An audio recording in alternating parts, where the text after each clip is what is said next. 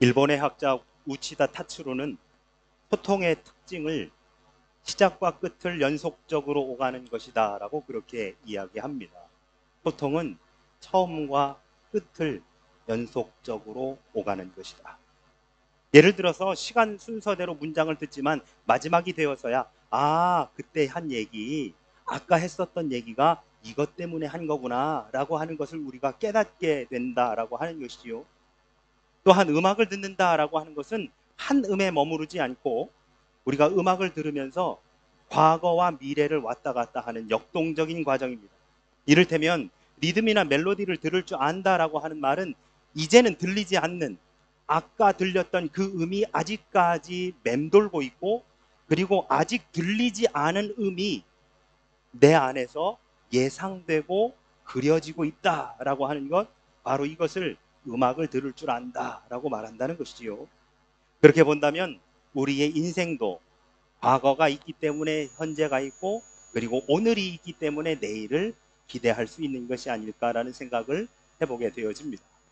우리 방금 전에 우리 전사님을 통해서 함께 나누었었던 이 사무엘 하 5장의 말씀에 보면 우리는 흔히 어떻게 되어 있냐면요, 여러분, 사울의 뒤를 이어서 다윗이 이스라엘의 왕이 되었다라고 우리는 그렇게 합니다. 그래서 사울이 이스라엘의 첫 번째 왕이고 두 번째 왕이 다윗이다라고 알고 있는데, 그런데 여러분, 당시에는 우리가 흔히 알고 있는 왕권 제도가 제대로 확립되어 있지 않아서 사무엘상 11장 5절에 보니까 마침 사울이 밭에서 소를 몰고 오다가 이르되라고 되어 있는데요, 소를 몰 게 이 사무엘상 이 11장의 말씀이 언제냐? 사울이 왕에 즉위하고 나서 일어나는 일이 바로 사울이 밭에서 소를 몰고 있었다라고 합니다. 사울이 왕이 된 이후로도 그 이전과 똑같은 삶을 살고 있었다라고 하는 것을 보여주는 것이죠.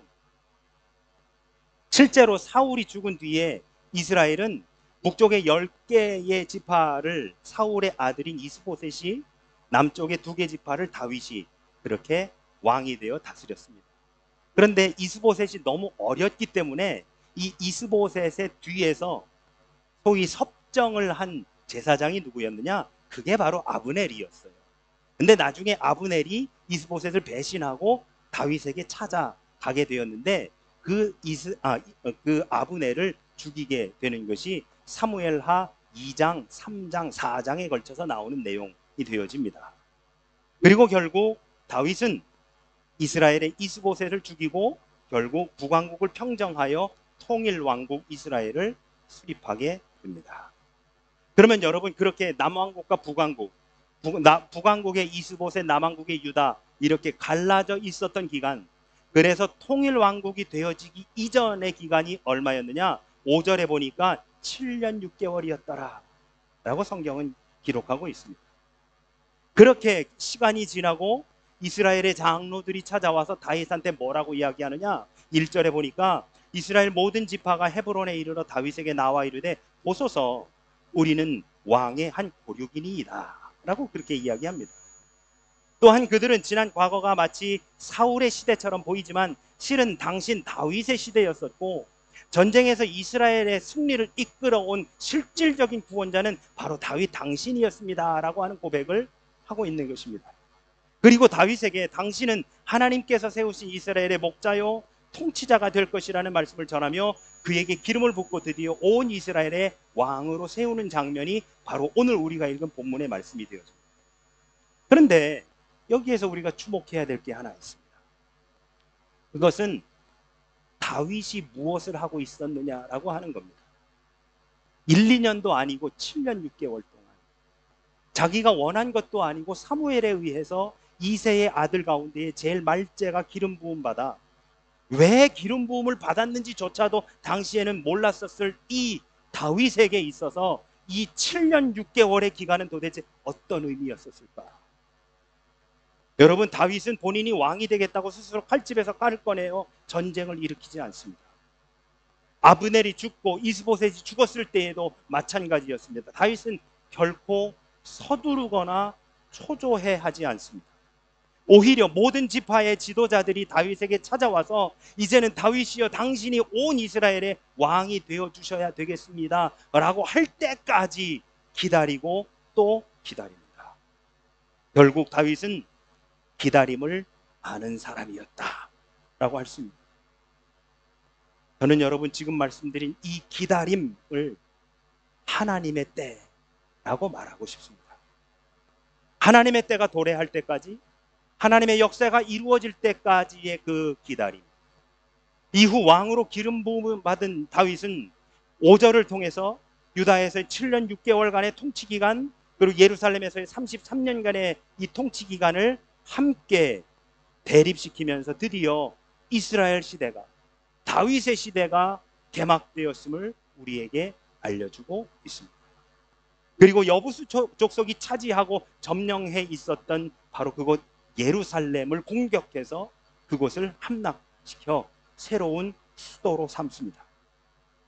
여러분, 다윗은 온 이스라엘의 왕답게 남북으로 길게 뻗어 있었던 이 이스라엘을 위에도 아니고 아래도 아니고 가장 가운데에서 위쪽도 내려다보고 아래쪽도 내려다볼 수 있는 바로 이곳 예루살렘을 점령해서 다윗성이라 이름하며 하나님께 바칩니다.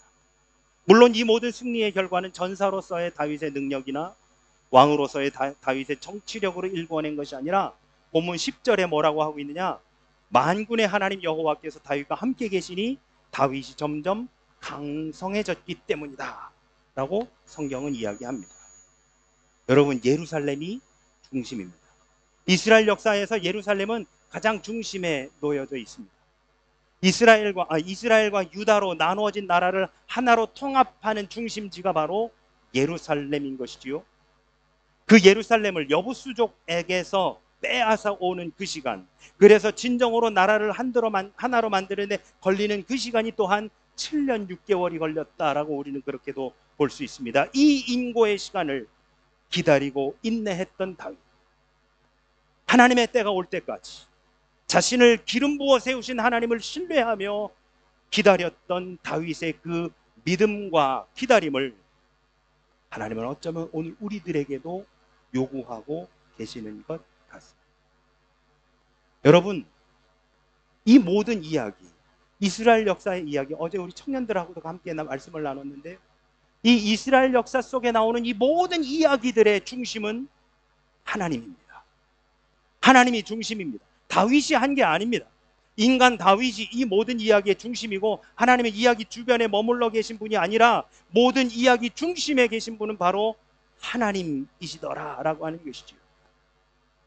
바로 그 하나님이 지난 2022년에 2024년의 전반기 동안 우리와 함께 해주셨습니다. 힘들고 어려운 일들도 있었습니다. 전혀 예상하지 못했던 일들, 그래서도 우리들에게 낙심이 되는 일들도 없지 않아 있었습니다. 저 역시 이 설교를 하고 있는 이 시간, 개인적으로 힘든 시간을 지나가고 있습니다. 그런데 여러분, 우리의 삶의 여정의 주체가 만약에 나라면 이 힘듦이 오롯이 나의 것이 되어집니다. 그런데 여러분, 우리의 삶의 여정 가운데 주체는 내가 아니라 하나님이십니다. 이 모든 이야기의 중심은 하나님이십니다. 우리의 삶의 여정은 내가 살아가는 가운데 인도하시고 역사하시며 다스리신 하나님에 관한 이야기가 아니라 하나님이 우리에게 말씀하시고 동행하시고 선택하시며 사랑하시고 심판하시며 구원하시는 이야기이더라라고 하는 것이죠.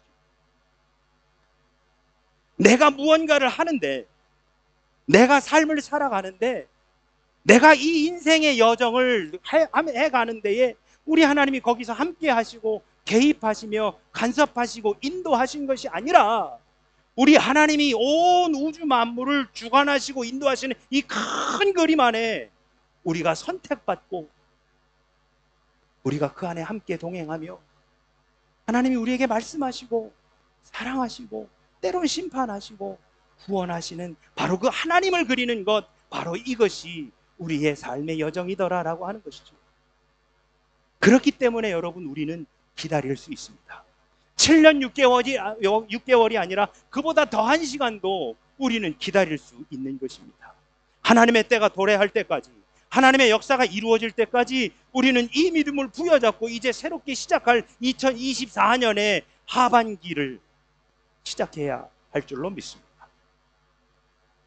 사랑하는 우리 영광의 성도 여러분, 모든 어린이부터 장년에 이르기까지 우리 영광교회를 이루고 있는 모든 지체 여러분, 우리의 힘은 우리의 배경이나 우리의 능력, 백그라운드가 아니라 하나님이 우리와 함께 계시다는 사실에 있어야 할 줄로 믿습니다. 다윗이 위대한 것이 아니라 다윗과 함께 하신 하나님이 위대한 것입니다.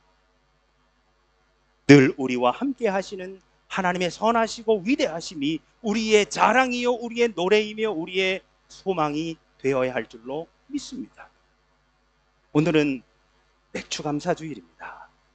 맥주감사절의 유래는 제가 작년에 자세히 말씀을 드린 기억이 납니다. 그 가운데 가장 중요한 것은 여러분, 오늘날 맥주감사절은 한 해의 상반기와 하반기를 정확하게 구분짓는 그 기준점이 되는 절기가 바로 맥주감사절이라는 것이지요. 한 해의 전반부를 인도해 주신 하나님께 감사하며 남은 한 해의 후반부를 하나님께 의뢰하는 바로 그러한 절기라고 할 수 있을 것입니다. 지난 6개월 동안에도 우리와 함께 하신 하나님께서 남은 6개월도 하나님의 때가 도래하기를 믿음으로 기다리겠노라 다짐하며 나아가는 우리 모두에게 함께 하셨던 것처럼, 다윗과 함께 하셨던 것처럼 우리들과도 이제 남은 6개월도 함께 해 주실 줄로 믿습니다. 바로 그 하나님을 바라보며 하나님의 때가 오기를 믿음으로 소망하고 기다림으로 나아가는 저와 우리 모두가 되시기를 예수 그리스도 이름으로 축원합니다. 아멘. 네, 함께 찬양하시죠.